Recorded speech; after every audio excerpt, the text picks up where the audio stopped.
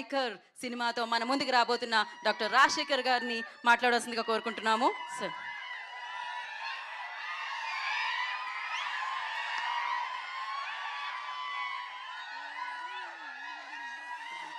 Thank you. మీ అందరికీ నమస్కారం.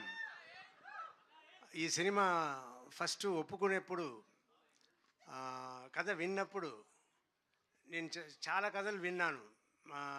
Not హీరోగా మాత్రం కాకుండా ఏమైనా క్యారెక్టర్ రోల్స్ కూడా చెయ్యాలి అని అనుకున్నాను. వచ్చే వాళ్ళ దగ్గర అందరిని అడుగుతూ ఉన్నాను. నాకు సరిగైన సబ్జెక్ట్ రాలేదు.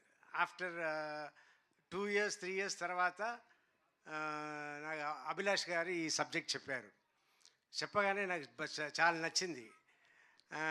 కానీ అయ్యో, మనం సర్వానంద్ గారి సినిమాకి వెళ్ళి చేస్తున్నాము, మన సెకండ్ హీరోనే కదా అన్నట్టు అనుకున్నాను. తర్వాత నేను, నా పిల్లలు, జీవిత అందరూ మాట్లాడుకుని అవును మీరు చెయ్యాలనుకుంటున్నారు, అలాగే ఉంటుంది చెయ్యండి అన్నట్టు చెప్పి చేయించారు.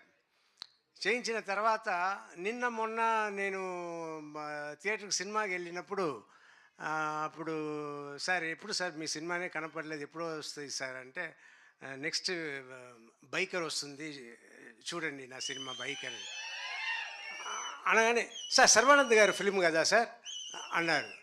ఏంట్రా నా సినిమా అంటున్నా, సర్వానంద్ గారి సినిమా అంటున్నారు. అవునవును సర్వానంద్ గారి సినిమా. తర్వాత నేను చెప్పడం అంతా సర్వానంద్ గారి సినిమాలో నేను ఉన్నాను, మీరు చూడండి థియేటర్లో అన్నట్టు నేను చెప్తూ ఉన్నా. ఇది కొత్తగా ఉన్నా కూడా ఇప్పుడు దిల్ రాజు గారు, బన్నీ వాసు గారు వీళ్ళందరూ మాట్లాడడం చూస్తే నాకు చాలా సంతోషంగా ఉంది.